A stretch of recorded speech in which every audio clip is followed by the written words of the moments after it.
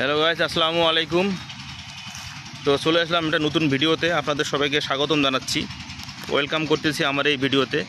তো আপনাদেরকে দেখাবো, আপনারা দেখতে পাচ্ছেন ভিডিওতে আসলে নতুন ধান বের হয়েছে নতুন। তো এটা 28 ধানের চারা, আসলে 28 ধান যেটাকে বলে গ্রামে। দেখুন এখানে ম্যাক্সিমাম জমিগুলোতেই ধান লাগাইছে 28। অনেক সুন্দর একটা দৃশ্য দেখুন। আসলে কৃষকেরা অনেক পরিশ্রম করে এই ধানগুলো লাগাইয়েছে। তো তারা যদি ন্যায্য দাম না পায় তো তো এর থেকে কষ্ট আর কোথায় হবে। দেখুন কত সুন্দর এই জায়গাটা, পুরোটা জায়গায় শুধু ধান আর ধান, শুধু ধান আর ধান। তো অবশ্যই আপনারা ভিডিওতে কমেন্ট করবেন, জানাবেন আসলে যে কার ধান ক্ষেত দেখতে ভালো লাগে। অবশ্যই কমেন্ট করে জানাবেন। এখানকার পরিবেশটা দেখুন, এখানে আবার কেউ কেউ ভুট্টাও লাগিয়েছে। তো আসলে যেটা মূল কথা, তো যেরকম আপনি চারা রোপণ করবেন সেরকম কিন্তু আপনি ফল পাবেন। তো এরা যদি ভালো ধানের বীজ লাগিয়ে থাকে অবশ্যই এরা ভালো ভালো ফসল পাবে। তো এর থেকে আমি বুঝাতে চাইতেছি, আপনি যতই ভালো হবেন অবশ্যই আপনার পরের প্রজন্মগুলোই কিন্তু অনেক ভালো হবে।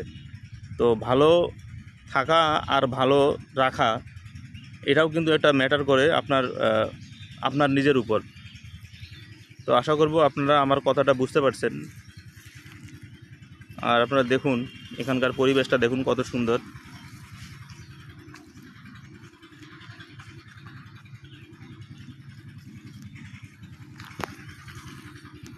কত সুন্দর একটা ভিডিও দেখুন। এরা সবাই পাতা টোকাইতেছে।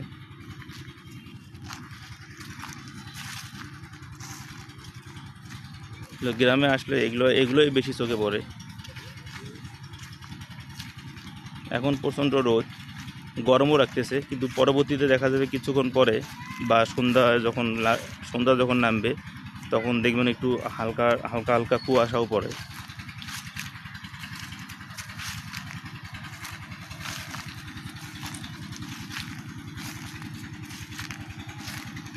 তো ধন্যবাদ সবাইকে, সবাই ভালো থাকবেন। আর এই ভিডিওটা যারা কমেন্ট করবেন অবশ্যই আমিও তাদের ভিডিওতে গিয়ে কমেন্ট করে আসবো, তাদেরকে ভালোবাসা দিয়ে আসবো। ধন্যবাদ সকলকে, সবাই ভালো থাকবেন। আল্লাহ হাফেজ।